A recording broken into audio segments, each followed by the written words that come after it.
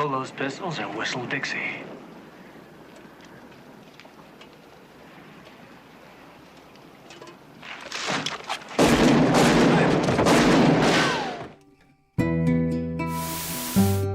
Guns Clint Eastwood carried in his movies. One of the most enduring iconic actors, known mostly but not exclusively as an action movie star, making the move from the small screen to the big screen in the 1960s, contributing to the birth of the spaghetti western genre. Eastwood has an uncanny way of reinventing himself and remaining relevant. As an action hero and anti-hero, he usually carries firearms that were also iconic to his on-screen characters. Known for turning down roles like Superman and James Bond, he clearly was, and is, a confident, strong role model. Today we will take a look at some of the firearms he used in his movies. If you enjoy this video, hit the subscription button to get my new videos. To check out my many other videos, head to my channel. The link is in the description. Here we go.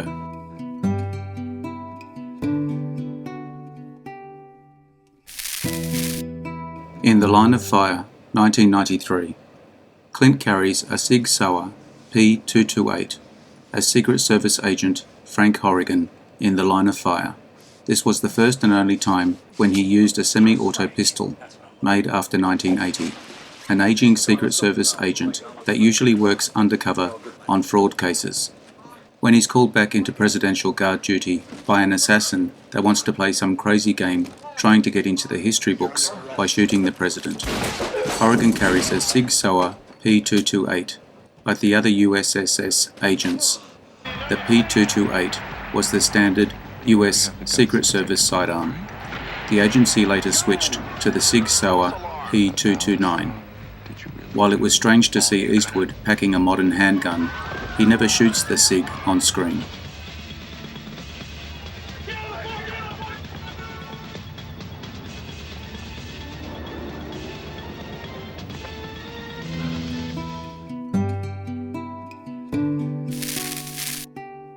Unforgiven, 1992, star 1858 Army revolver. If you don't pay attention to this classic western, you might think Eastwood's William Money carries another cult single-action army, but Unforgiven includes a little secret for gun fanatics. The pistol Money keeps at his farm is a double-action Star 1858 Army percussion revolver. This interesting cap and ball wheel gun functioned in double action, though not a true double-action revolver as we think of today. The Star has two triggers that act like a set trigger on a rifle.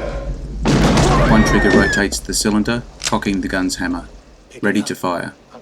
When the larger trigger is pulled back further, it touches a lighter second trigger that drops the hammer, firing the gun. The trigger can be pulled in one motion for quick double-action firing, or the hammer could be cocked in each shot like a single action and more accurate shooting, since the full trigger pull was long and heavy. Perhaps why Money kept missing the cans and instead uses the 10 gauge.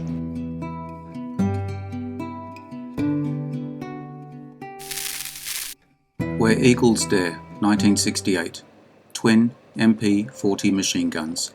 In Clint's early career, he altered between westerns and war movies. In Where Eagles Dare, he plays the role of Lieutenant Schaefer, an American member of a World War II Allied force, tasked with dropping behind enemy lines to infiltrate a German castle. Eastwood dressed in a Nazi officer's uniform and carried German weapons from the 40s. Clint's star was still on the rise in Hollywood. He didn't get the chance to do much in this film. He just sounds off with the usual hard-headed American lines, but he has a genuine badass moment. Schaefer picks up two MP-40 machine guns and shoots them simultaneously to cut down attacking German troops. Clint Eastwood. Now with McPherson dead, there's only 5 of us left. So you either let me know what's going on, or there's only gonna be 4. No problem.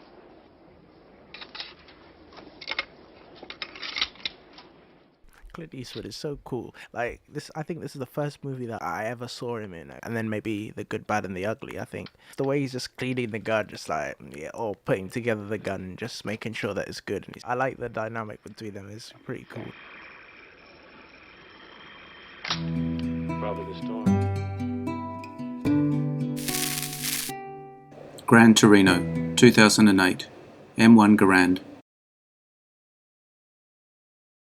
and M1 911. In more recent years, Eastwood turned playing a more surly old man into a true art form.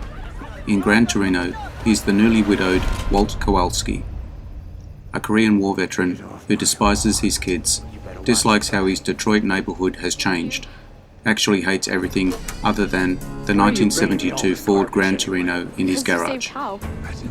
Kowalski finds something resembling a heart by the end of the film, after kind immigrants living next door touch his spirit. Before that, he's forced into their problems as a fight with a local gang crosses into his lawn. He exits his house with his M1 Garand rifle and an attitude to force them to take it somewhere else. Like many veterans of the day, Kowalski saw to it that his Garand and the M1911A1 pistol he served with during the war came with him back to the States. When someone breaks into his garage, he can still load an N block clip into his M1 with speed. He keeps his M1911 in the glove box of his pickup truck. It's a feint with this pistol that sets up the movie's climax. The Outlaw Josie Wales, 1976. Twin Walker Colts. Everything about Wales is a bit larger than real life, including 2 revolvers he carries as his main sidearms. At the end of the Civil War, this cap and ball western is gloomy, with a dark humorous side, and Clint's character is extremely dry and salty. His 2 guns were a pair of Colt Walker 1847 revolvers that he uses with deftness, a powerful gun built for cavalry soldiers meant to be carried in holsters hung from saddles. Eastwood appears natural and comfortable, shooting giant pistols one-handed. Reloading revolvers in pre-metallic cartridge days was slow and tedious. Wales carried more than just the 2 Walkers. He also kept a Colt 1860 Army revolver in his belt and a Colt 1849 pocket in a shoulder holster. I reckon so.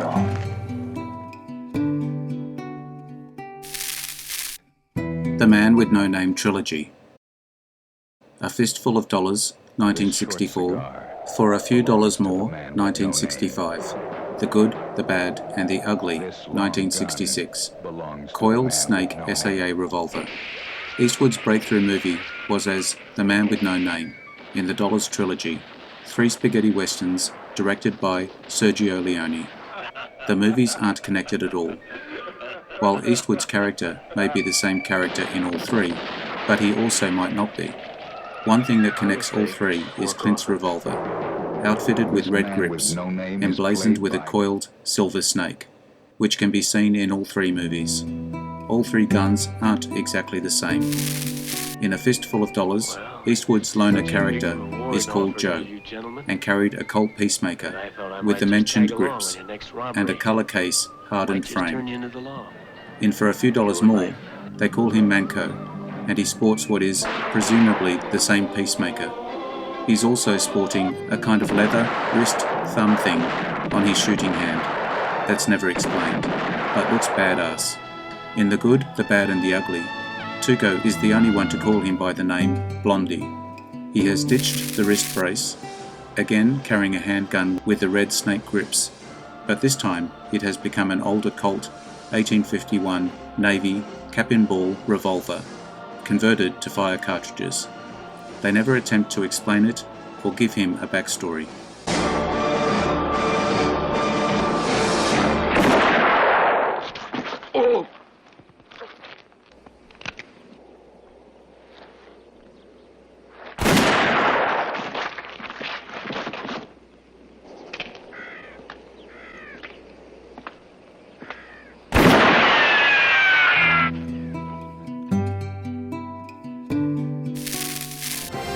The Dirty Harry series of movies. Dirty Harry, 1971. Magnum Force, 1973. The Enforcer, 1976. Sudden Impact, 1983. The Deadpool, 1988. 44 Magnum Swiss & Wesson Model 29 revolver. Perhaps the most famous handgun in film history. When people speak of Harry Callahan's Smith & Wesson .44 Magnum Model 29 revolver, they usually refer to the legendary "Do you feel lucky" speech from the first Dirty Harry, deservedly so. The first 30 minutes of all Dirty Harry movies feature Callahan falling a crime that has nothing to do with the main story, aka a gunfight. In one, he takes on 4 guys trying to rob his usual diner during the breakfast rush. The waitress tips him off with over-sugared coffee. Quote, Callahan, "Every day for the last 10 years, Loretta there's been giving me a large black coffee. Today she gave me a large black coffee, only it's got sugar in it, a lot of sugar. I just came back to complain. Now, you boys put those guns down." Bad guy number 1. "Say what?" Callahan, "Well, we're not going to just let you walk out of here." Bad guy number 1. "Who's we, sucker?" Callahan, "Smith and Wesson and me." Callahan then blows away 3 of the bad guys with 5 shots. I owe you one, meathead. The remaining wounded bad guy takes a waitress hostage with a small automatic. He freezes when coming face to face with the train tunnel bore of Harry's .44 Magnum. Callahan squints, cocks the hammer, and says, "Go ahead, make my day." Nobody, and I mean nobody, could deliver that kind of dialogue while wearing a tweed sports jacket and not sounding weird doing it.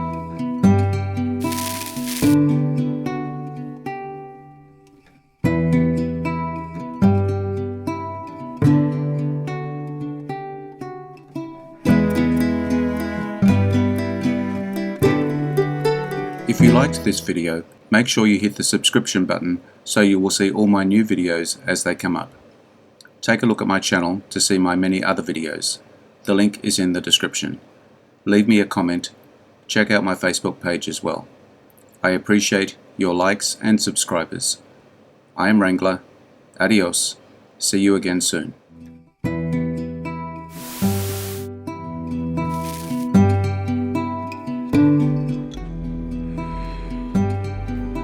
Interesting facts about famous people.